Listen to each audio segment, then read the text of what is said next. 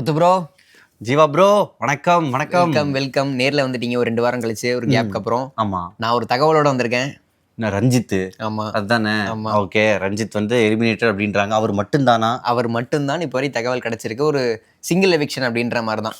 நம்ம போன வாரமே சொல்லியிருந்தோம், அந்த முத்துக்குமரன் மாதிரி கணக்கு போட்டு பார்த்தா இந்த வாரம் டபுள் எவிக்ஷன் வராது அப்படின்ற மாதிரி இப்போ வரை கிடைச்ச தகவலும் சிங்கிள் எவிக்ஷன் தான். ஓகே. ஸோ இருந்தாலும் நாளைக்கு ஒரு அஃபிஷியல் கன்ஃபர்மேஷனுக்காக நம்ம வெயிட் பண்ணி பார்க்கலாம். என்ன ப்ரோ நீங்கள் அவரை மாதிரியே பண்ணிட்டு இருக்கீங்க? அவர் வெளியே போறாருன்னா அதானே பண்ண முடியும். ஆமா, இந்த வாரம் நீ இது சொல்லும் போது ஞாபகம் வருது. அருண் மேல வந்து கள்ளத்துக்கு போட்டார். அருண் தெரியாமதான் அப்படின்னு இந்த ரியாக்ஷன் தான் கொடுத்துட்டு இருந்தாரு ரஞ்சித். பயங்கர காமெடி பண்றாரு மச்சான்.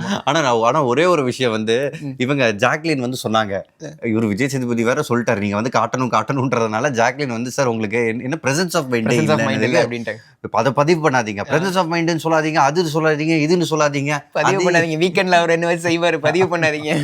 அவங்க அது இதுலாம் சொல்ல, ஸ்ட்ரெயிட்டா முகத்தை பார்த்து சொல்றாங்க, உங்களுக்கு பிரசன்ஸ் ஆஃப் மைண்ட் இல்ல அப்படின்னாங்க. அதுல அது இது இல்ல எங்க இருந்து வந்துச்சுன்னு தெரியல. பட் உண்மைதானே, பிக் பாஸே சொல்லியிருக்காரு, ஒரு கருத்து தோணுதுன்னா ஸ்ட்ரெயிட்டா சொல்லிருங்க அப்படின்ற மாதிரி. அதில் வயசு அதெல்லாம் கிடையாது, எல்லாருமே கண்டஸ்டன்ஸ் தான் உள்ள அப்படின்றது. சரி ப்ரோ, 75 days கிட்ட ஆச்சு, கொண்டாடிட்டாங்க. ரஞ்சித் எலிமினேட் ஆயிட்டாரு. 75 days என்ன பண்ணார் அப்படின்னு நினைக்கிறீங்க? இல்ல கொஞ்சம் பாசமா இருந்தாரு. தன்னோட இமேஜ் மேக் ஓவர்ல ஐ திங்க் அவர் வந்து சக்சஸ் அடைஞ்சிட்டாருன்னு நினைக்கிறேன். ஆமா, கிட்டத்தட்ட அந்த ஒரு வயலண்ட் மைண்ட் செட், அதாவது அவருக்கு ஒரு வயலண்ட் பார்வை இருந்துச்சுல்ல கவுண்டம்பாளையம் படத்துக்கு அப்புறம், அதை வந்து கொஞ்சம் அழிச்சிட்டாரு. என்ன ப்ரோ சிரிக்கிறீங்க? ஆனாலும் கவுண்டம்பாளையம் படத்தை ஜீவா பார்க்கலன்றது வந்து ரொம்ப வருத்தத்துக்குரிய விஷயம். அதனால அவரே வெளியே வந்து வேண்டுவார்.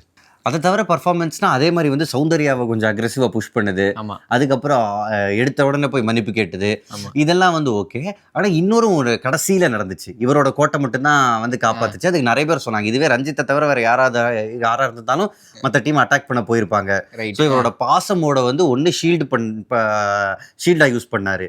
பட் அது கடைசியில் கேமுக்கு உதவல பாரு. இப்படி ஜெஃப்ரிக்கு வந்து சிம்பத்தி ஓட்டுன்னு சொன்னாங்களோ, இப்போ கடைசியில் சிம்பத்தி ஓட்டு தான் இவருக்கும் வந்திருக்கு. ஆமா, கிட்டத்தட்ட இப்போ சௌந்தர்யா பாயிண்ட் வந்து நீங்க சொன்னீங்கல்ல, அவரு டிஃபெண்ட் பண்ற அப்படின்னு மாதிரி சுத்தி நிக்கிறாரு. யாரும் வந்தாலும் நல்லா ஃபோர்ஸ்ஃபுல்லா தள்ளி விட்டுட்டு இருக்காரு. தள்ளி விட்டுட்டு சாரிமா அதான் தள்ளி விட்டுட்டீங்களா, அங்க என்ன சாரி அப்படின்ற மாதிரி தான் தோணுச்சு. 75 நாள் கொஞ்சம் சீரியஸா இருந்திருக்கலாம் ப்ரோ அவரு.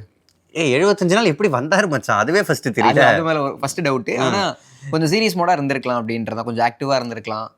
5ல விளையாது, 50ல விளையாது. மேபி அவர் வந்து இதை நோக்கமா வச்சுட்டு தான் வந்தார். இப்போ வெளியில போறவங்கலாம் ரஞ்சித் ஐயோ பயங்கர பாசக்காரரு, இப்போ சினிமாவில் வந்து ஹீரோயினோட அப்பா வேஷம், இந்த மாதிரி வேஷம்லாம் அவருக்கு வந்து கிடைக்கும். ஸோ சக்ஸஸ் தானே. Success bro. உங்களுக்கு ஒரு ஹாப்பியஸ்ட் நியூஸ் வச்சிருக்கிறேன் நான். எனக்கா? என்னது மச்சான்? கோவா கேங் உடஞ்சிருச்சு ப்ரோ. அது உடஞ்சது டெம்பரரி தானே மச்சான். ப்ரோ ஒட்டாது ப்ரோ திரும்ப, ஏன்னா அந்த அளவுக்கு ஒரு வலுவான சண்டை அவங்களுக்குள்ள போயிருக்கு அப்படின்னு. இல்ல, அந்த சண்டை போயிருக்கு, அதை நம்ம எப்ப கன்ஃபார்ம் பண்றது? இப்ப போன வாரமே நம்ம என்ன சொல்லி முடிச்சோம், நாமினேஷன்ல இவங்க இன்னொருத்தங்கள போடுறாங்களா இல்லையா? ப்ரோ இந்த வாரம் ஜாக்லின் ஓட்டு போட்டாங்க ப்ரோ. ஓகே, அந்த சௌந்தர்யா ஜாக்லின் போட்டாங்க. அதுக்குமே ஜாக்லின் வந்து இப்படி பண்ணிருக்கூடாது, நீ இப்படி பண்ணிருக்கூடாது, என்ன இருந்தாலும் நீ இப்படி பண்ணிருக்கூடாது அப்படின்ற மாதிரி கோச்சுக்கிட்டு தான் இருந்தாங்க. ஆனா சௌந்தர்யா இந்த வாரத்துல என்ன பண்ணாங்களோ இல்லையா, அது நல்லா பண்ணாங்க அவங்க. அது ஒரு பெஸ்ட் முடிவு. வேற நிறைய சண்டை வந்துருச்சு ப்ரோ. ஓகே, உள்ள சண்டை வந்துச்சு. ஆமா, இவரு ரயன் வந்து அந்த பக்கம் சௌந்தர்யா கிட்ட பேசுறப்ப வேற ஒண்ணு பேசுறாரு, இந்த பக்கம் ஜாக்லின் வந்து. ஆனா கிட்டத்தட்ட ஜாக்லின் அவர் ஆதரவா இருக்காரு. சௌந்தர்யா கொஞ்சம் கிட்டத்தட்ட எதிரா இருக்கிற மாதிரி தான் எனக்கு தெரியுது. கோவா கேங் உடஞ்சிருச்சு, ஓரளவு சந்தோஷம் தான். இதுக்கப்புறம் அவங்களுக்குள்ள ஒரு இண்டிவிஜுவல் கேம் பிளே ஆரம்பிக்கும் அப்படின்றதான் நம்பிக்கையா பார்ப்போம் ப்ரோ. இருந்தாலும் பிக் பாஸ் எப்படி பண்ணிருக்கூடாது ப்ரோ. என்னது, நாமினேஷன் ஃப்ரீ பாஸ் கிடையாதுன்ட்டாரு. இந்த அடுத்த வாரத்துக்கு கேப்டன்சி டாஸ்க்குமே கிடையாதுன்ட்டாரு, கேப்டனே கிடையாதுன்ட்டாரு. நல்லதுதான். என்ன ப்ரோ, ஒரு தலைமை இல்லாம ஒரு வீடு எப்படி இயங்கும்? ஏன் தலைமை இல்லாம வீடு இயங்க முடியாது? ரஞ்சித் இருந்த வாரம் இருந்துச்சுல அப்படின்னு சொல்ல வரனே. இந்த வாரம் விஷால் இருந்த மட்டும் இருந்துச்சான். அதனால இருக்கிறது வந்து சும்மா நாமத்தான் ஒரு சில மாதிரி ஓரமா இருக்கிறதுக்கு சரி இல்லாமே இருக்கலாம் அப்படின்ட்டு இருக்காங்க. நாமினேஷன் ஃப்ரீ பாஸ் இல்லைன்ட்டாரு ப்ரோ. அதனாலதான் ரஞ்சித் இத்தனை வாரம் தப்பிச்சிருக்காரு. அந்த மாதிரி ராணுவம் தப்பிக்க வேண்டாமா? எப்படி பச்சா ராணுவம் தப்பிப்பாருன்றது கேப்டன்சில நின்று இல்ல அப்படி சொல்ல, நாமினேஷன் ஃப்ரீ பாஸ் ஒருவேளை அவர் கிடைச்சு அப்படின்ற மாடுலேஷன்ல நான் சொல்றேன். கிடைக்கிற அளவுக்கு அவர் என்ன மச்சான் பண்ணாரு? கரெக்டு தான். கிடைக்கிற அளவுக்கு எதுவும் பண்ணல. ப்ளஸ் வெளியே போட்டோம் எவ்வளோ நாள், நான் இன்னும் 30 நாள் தான் இருக்கு. ஃபைனல் எபிசோட்ல என்ன 15 பேரோட உட்காருவாங்க, ஒவ்வொருத்தரும் குறையிறது நியாயம் தானே? உங்களுக்கு உண்மையாவே இப்போ இல்லை, அண்ட் அந்த கேப்டன்சினால அடுத்த வாரம் இல்லாதது ஒரு பெரிய டிஸ்அட்வான்டேஜ். கண்டிப்பா. ஏன்னா அப்படி அதனால தான் ரஞ்சித் தப்பிச்சாரு. அதனால தான் நிறைய பேர் இருப்பாங்க. இப்போ விஷாலும் தப்பிப்பாரு கண்டிப்பா. ஸோ நீங்கள் வந்து ஒரு கேப்டன்சி நல்லா பண்ணி நீங்கள் அந்த கேப்டன்சினால நாமினேட் பண்ணக்கூடாதுன்னு சொன்னால் ஓகே. கேப்டன்சியே ரொம்ப சுமார். ஆமாம், அதனால நீங்கள் வந்து ஒரு எஸ்கேப் மெத்தடாக தானே யூஸ் பண்ணாங்க அதை. கண்டிப்பாக. இப்போ உண்மையாகவே முத்து அந்த இடத்துல வந்து விட்டு கொடுத்துட்டாருன்னு நீங்கள் நினைக்கிறீங்களா?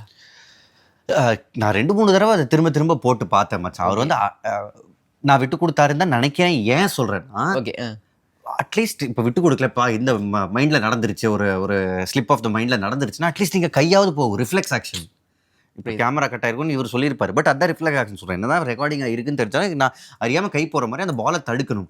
ஓகே விடுறோம், பரவாயில்ல, அட்லீஸ்ட் மற்றவங்களுக்கு தெரியக்கூடாதுல்ல, அதுக்காக கையை கொஞ்சமாவது நீட்டிருக்கலாம். எதுவுமே இல்லாமல் சில மாதிரி நின்னது எனக்கு தெரிஞ்சு ஊர்ஜிதப்படுத்துது. ஆமாம், அவர் விட்டு கொடுத்துட்டார் அப்படின்றது. இன்னொன்றுனா முதல் தடவையாக பவித்ரா வந்து கேப்டன் ஆனாங்க, அவங்களே சந்தோஷப்பட்டாங்க. யோ பிடிச்சது நான் தான் அப்படின்னு. பிக் பாஸ் சொல்லிட்டாரு, முடிச்சது நான் தான் அப்படின்னு. நல்லா இருந்துச்சு. ஆனா அதுவரை ஒரு பாவம் தான்.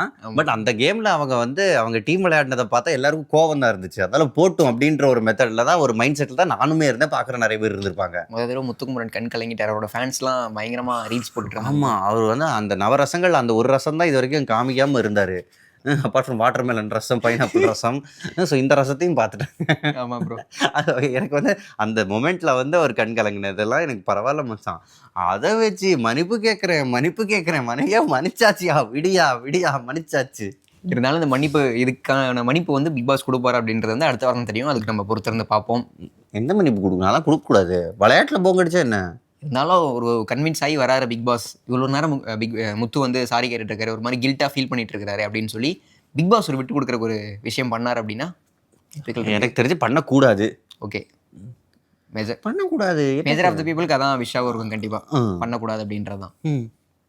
பண்ணாதுக்கப்புறம் நியாயமே இருக்காது பார்க்குற நமக்குலாம். ஆமாம், கண்டிப்பாக. இவங்களே ஒரு ரூல் போட்டு அடுத்த வாரம் இவங்களே அப்படி இல்லைன்ட்டாங்கன்னா அப்புறம் பார்க்குறதுல என்ன சுவாரஸ்யம் இருக்குது? அப்புறம் அடுத்து எந்த ரூல் வந்தாலும் நமக்கு இதுதான் தோணும். ஆமாம், என்ன இப்படி பண்ணுறீங்க, 2 நாளில் மாற்றிடுவீங்க அப்படின்ற மாதிரி ஒரு கணிப்புக்கு நம்மளே வந்துடும். ஆமாம், ப்ளஸ் மஞ்சரி ஒரு பாயிண்ட் வந்து கரெக்டாக சொன்னாங்களே, அதாவது சாரி சொல்கிறது அந்த மொமெண்ட்டில் அதை தீக்கிறதுக்காக மட்டுமே தவிர அந்த சாரியை மனசார சொல்லலை.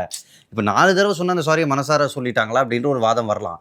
பட் நீங்கள் முதல்ல தப்பு பண்ணியிருக்கீங்களா, அதை அக்னாலேஜ் பண்ணணும்ல. கண்டிப்பாக அதை ஒத்துக்கணும். அங்கேயே அவர் ஒத்துக்கிட்டாரு. பட் ஸ்டில் தப்பு தான், அதை திரும்பி எடுக்க முடியாது. கொஞ்சமாவது ட்ரை பண்ணியிருக்கணும்.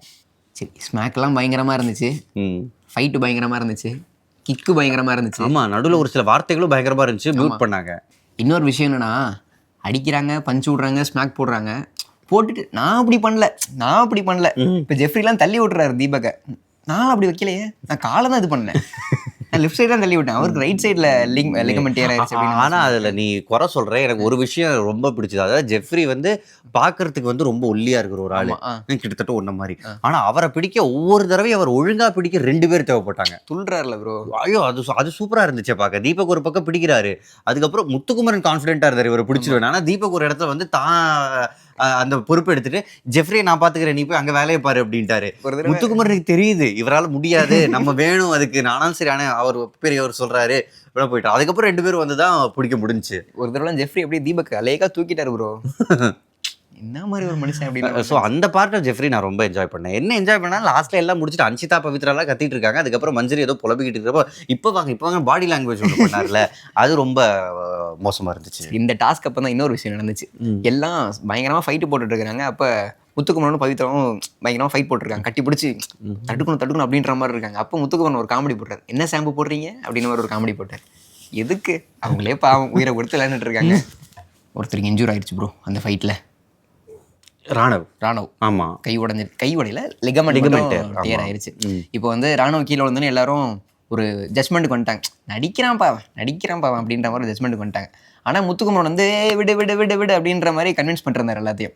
அதுக்கப்புறம் சைலண்டா போய் மஞ்சரி கிட்ட வந்து நம்ம வந்து ராணவ நம்ம டீம் சூஸ் பண்ணிடக்கூடாதோ அப்படின்ற மாதிரி அவரே ஒரு முன்முடிவுக்கு தான் வந்துட்டாரு. அப்ப நீங்க வந்து மற்றவங்களை சொல்லக்கூடாது. ஆனா நீங்க அக்செப்ட் பண்ணிட்டாரு, அதை நான் வந்து ராணுவ நடிக்கிறான விஷயத்தை நினைச்சிட்டேன் அப்படின்ற மாதிரி அக்செப்ட் பண்ணிட்டாரு. ஆனா அந்த தருணத்துல முத்து வந்து அதுக்கடுத்து என்னென்ன விஷயங்கள் பண்ணாருன்னு கவனிக்க வேண்டியது இருக்கு. அவர் வந்து நடிக்கல, மற்றவங்கலாம் சொல்றப்ப மற்றவங்களுக்கு எதிராக ராணுவுக்கு ஆதரவா அங்க நின்று பேசிட்டு இருந்தார். சரி இடத்த காலி பண்ணு அப்படின்ற மாதிரி தான் மாடலேஷன் கொடுத்துட்டு இருந்தார். ஆனா பாத்தீங்கன்னா அவருமே அந்த முடிவுல தான் இருந்திருக்காரு, பின்னாடி ஒண்ணு முன்னாடி ஒண்ணு அப்படின்ற மாதிரி பண்ணிருக்காரு. அது ஓகே மச்சான், அது மனித இயல்பு தானடா. இப்போ வந்து என் டீமுக்குள்ள உண்டார பிரச்சனை நான் என் டீம்ல பேசிக்கிறேன், வெளியாள் கிட்ட நான் எதுக்கு என் டீமை எக்ஸ்போஸ் பண்ணணும்? அது என்ன இந்தியன் டீமா என்ன? அப்படி இல்லை, இருந்தாலும் ஒரு உண்மையை ஒத்துருந்துருக்கலாம் அவரு. ஓகே உண்மைதான், பட் கடைசியில் நீங்க சொல்ற மாதிரி மஞ்சரி கிட்ட தான் பேசினாருன்னா அது கரெக்ட் தானே? கரெக்ட் தான். வெளியாள் முன்னாடி என் டீமை நான் விட்டு கொடுக்கல, அதுக்கப்புறம் என் டீம்ல நான் வந்து அது ஒரு ஸ்ட்ராட்டஜி இவர் எடுத்திருக்க கூடாது. ஏன்னா ராணுவ உள்ள எடுக்கிறப்ப எனக்கு அந்த சந்தேகம் இருந்துச்சு, ராணுவ ரொம்ப வாலண்டியரா நான் இருக்கேன். ராணுவோட பிசிக்கு அவர் இருந்தா அட்வான்டேஜ். இந்த மாதிரி டாஸ்க்ல சத்யா இருந்திருந்தாருனாலும் ரொம்ப நல்லா இருந்திருக்கும். நான் கேம் பார்க்க இன்னும் இன்ட்ரெஸ்டிங்காக இருக்கும். ஒரு ரக்பி மேட்ச் பார்க்குற மாதிரி அது சத்யா வர்சஸ் ராணவன். ஏன்னா ஒரே சைஸில் 2 பேரும் ஆஜன் பாகுவா இருந்திருப்பாங்க. பட் அவர் பாவம் போன வாரம் போயிட்டாரு. பட் ராணவ் டெஃபினெட்லி அந்த ஃபிசிக்கல் அட்வான்டேஜ் இருக்குது, அதனால அவர் வச்சிருக்கிறது கரெக்ட் தான். பட் அவர் எப்பவுமே இந்த ஆட்டிடியூட் ப்ராப்ளம் எடுத்துகிட்டு வருவார்ல. ஆட்டிடியூட் ப்ராப்ளம் இந்த சென்ஸ் முந்தின வாரம் தான், அதாவது சில நாட்களுக்கு முன்னாடி தான், ஒரு நாளைக்கு முன்னாடி விஷாலுக்கு கேப்டன்சி போகணும்னு கடைசி நேரத்தில் தாவுனாரு. ஆமாம், அந்த இது தள்ளிட்டு போகிற டாஸ்க்ல வெயிட் டாஸ்க்கு. ஸோ அதே மாதிரி இவர் பண்ணுவாருன்ற சந்தேகம் இருக்கிறது நார்மல் தானே, நேச்சுரல் தானே. நார்மல் தான். இருந்தாலும் இந்த விஷயத்துல அந்த விஷயத்துக்குள்ள நான் போல ப்ரோ. இப்போ என்னன்னா முத்து அதை வந்து ஓப்பனா சொல்லியிருக்கலாமே எல்லாரும் முன்னாடியும். நீ சந்தேகப்பட்டுட்ட, எல்லாரும் சொல்றாங்க. என் டீம்ல இருக்கிற பிரச்சனை எதுக்கு ஓப்பனா பேசணும் வெளியில? ஓகே தான் ப்ரோ, பிரச்சனை கரெக்ட் தான். கரெக்ட் தான். இருந்தாலும் அவர் ஒரு செல்ஃப் க்ளோரிஃபைங் அப்படின்ற ஒரு பாயிண்ட்ல போய் செல்ஃப் க்ளோரிஃபிகேஷன் என்னன்னு தெரியல. பட் இதே மாதிரி என் டீம்ல ஒரு இப்போ நம்ம நானே நீங்கள் கேமராமேன் ஒரு டீமாக இருக்கும். வெளியிலேருந்து என்னையா பண்ணுறீங்கன்னு அப்படின்னு கேட்டால் நம்ம வந்து வெளியால் தான் ஃபஸ்ட்டு விரட்டி விட்டு அதுக்கப்புறம் நம்மக்குள்ளே என்ன பஞ்சாயத்து தான் நம்ம பேசுவோம். ரொம்ப நார்மல், இப்படி தான் இருக்கிறோம் இன்ஃபேக்ட். ஓகே. அப்புறம் அந்த கேமில் முத்துக்குமரன் விளையாடுனது இன்ட்ரெஸ்டிங்காக தானே இருந்துச்சு. சூப்பராக இருந்துச்சு ப்ரோ. டஃப் ஃபைட் கொடுத்தாரு. டஃப் ஃபைட் கொடுத்தாரு. அந்த ஒரே ஒரு இடம் தான் மஞ்சரி வந்து சொல்லுவாங்க. அந்த ஐ திங்க் பவித்ரா வந்து அவங்களோட செஸ்ட் கிட்ட வச்சுட்டாங்கன்னு நினைக்கிறேன். அந்த முயலை எடுன்னு மஞ்சரி சொல்லுவாங்க. இவர் எடுக்கிறதுக்கு வந்து யோசிச்சாரு. பட் முத்துக்குமரன் ஐ திங்க் அதை நல்லா ஹேண்டில் பண்ணாரு அந்த சிச்சுவேஷன். ஆமாம். இப்போ ஜெஃப்ரி பற்றி பேசும்போது இன்னொன்று ஞாபகம் வருது.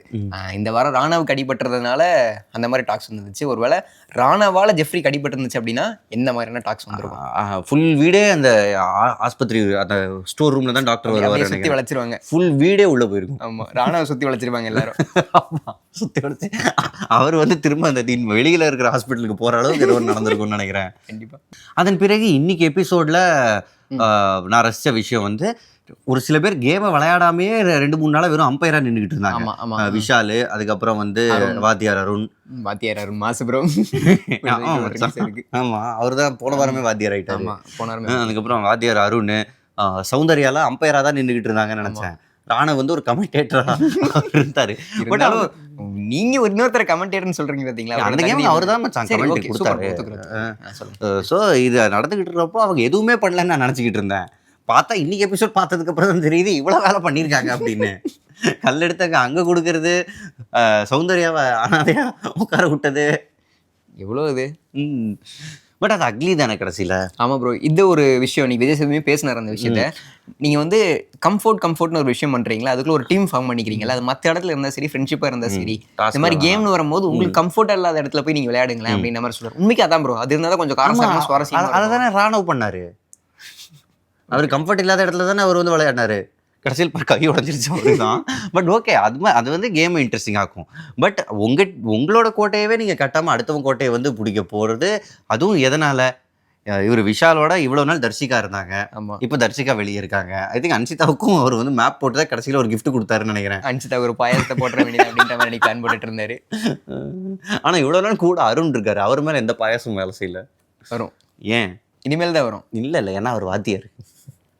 கேப்டன்சி இந்த வாரம் இருந்துச்சு ப்ரோ. போன வாரம் சுத்தமாக இல்லை, இந்த வாரம் இருந்துச்சு, அங்கங்கே இருந்துச்சு. நான் கேப்டன், முடிவெடுக்க வேண்டியது நான் தான் அப்படின்ற மாதிரிலாம் சவுண்டு கொடுத்துட்டு இருந்தாரு. என்னன்னா கத்தி எடுத்து குத்தல, அது மட்டும் தான். ஐயோ, அதுதான் எனக்கு பெரிய பிரச்சனை. இவ்வளவு பேர் வந்து கேப்டன்சில பிரச்சனை இருக்கு அப்படின்னாங்க. யாருமே வந்து போய் கத்தி குத்தலையே. ஏன் குத்தல? குத்திருக்கலாம். 2-3 இடத்துல வந்துச்சு. எஸ்பெஷலி அந்த கேம்ல அவர் அம்பையரா இருக்கிறப்போ அன்சிதா பண்ணது பிளேட்டன்ட் சீட்டிங். ஆமா, கண்டிப்பா சீட்டிங். அது லாக்ல இருக்காங்க, எனக்கு பிரேக் வேணும்னு போய் உட்காடுறாங்க. அப்ப திரும்ப அங்கே இருந்தானே ஸ்டார்ட் பண்ணுமா. அதுக்கப்புறம் அப்படியே போகிறாங்க. அதை வந்து கேட்குறாங்க மஞ்சரி, அவங்க எப்படி போகலான்னு. அதெல்லாம் நீங்கள் பேசிக்கணும். நான் வந்து அவங்களுக்கு வலிக்குதுன்றதுனால தான் நான் உள்ளே வந்தேன் அப்படின்னு வந்து ஒரு ஃபேவரட்டிசம் காமிச்சிட்டு போயிட்டாரு கேப்டன். பயங்கரமான அவங்க ஃப்ராடு பண்ணிட்டு இருந்தாங்க அப்படின்னு சொல்லி பார்த்தா கேப்டனுமே இந்த ஒரு ஃப்ராடு கேப்டனாக தான் இருந்துட்டு இருந்திருக்காரு. ஆமாம், ஐ திங்க் நாளைக்கு இருக்குன்னு நினைக்கிறேன். ஒரு ஃப்ராடு கேப்டனுக்கு பயங்கரமாக இருக்கு நாளைக்கு. ஆமாம், ஆனால் பெருசாக எதுவும் இல்லை. இந்த வாரம் விஜய் சேதுபதி திட்டுவாங்கன்னா அடுத்த வாரம் நல்ல பேர் வாங்குவாங்க. பட் வாத்தியார் தான் அதுக்கு ஒரு சின்ன எக்ஸெப்ஷன்.